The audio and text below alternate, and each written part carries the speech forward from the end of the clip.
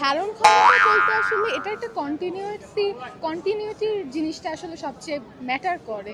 কারণ হুট করে কেউ আসলে তো আর সাপোর্ট করা যায় না। এটার একটা হচ্ছে আম, এটার হায়ারিটি থাকতে হয় বা বুঝতে হয় যে এটা কি হচ্ছে। তো সেখান থেকে আমি বলবো যে আমার ফ্যামিলি সাপোর্ট করতো, আমি সবাইকে দেখেছি সাপোর্ট করতে। তো সেখান থেকে আমার একটা আলাদা ইমোশনাল কানেকশন সবসময় ছিল ওনার জন্য।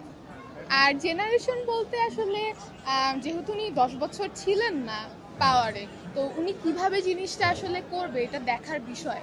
কারণ এটা তো আমি বলতে পারছি না, কিন্তু ইমোশনাল কানেকশন আছে, ফ্যামিলিগত যেটা ছিল সেটা আছে, সেটা তো অবশ্যই আছে। না, এটা তো ডেফিনেটলি আমরা সেভাবেই গড়ে উঠতেছি। কারণ দেখা গেছে জুলাইতে যে জেনজিরা এটা নিয়ে করেছে অনেক কিছুই, ডিসক্রিমিনেশন নিয়ে ওরা অনেক কাজ করতেছে। তো এটা অবশ্যই জেনজিরা অনেক, আমি বলবো অনেক অ্যাডভান্স, তো এটা অবশ্যই এরা করবে।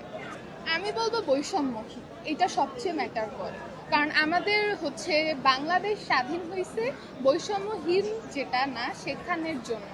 আমি বলবো যে আমাদের এইখানে মিশ্র সংস্কৃতি, মিশ্র অর্থনীতি এখানে আমাদের বাংলাদেশে, যেটার কারণ হচ্ছে কন্টিনিউসলি যাতে গরিবরা যাতে গরিব না থাকে, বা যারা বড়লোক তারা যাতে মানে কন্টিনিউসলি বড়লোক না হয়, সেই জন্যই বৈষম্য মিশ্র অর্থনীতিটা দেওয়া হয়েছে আমাদের কিসের জন্য। তা আমি বলবো বৈষম্যহীন যাতে এটা কন্টিনিউটি থাকে এবং সবাই যাতে একসাথে মানে সমভাবে থাকতে পারে, এটা আমি সবচেয়ে বেশি আশা করব।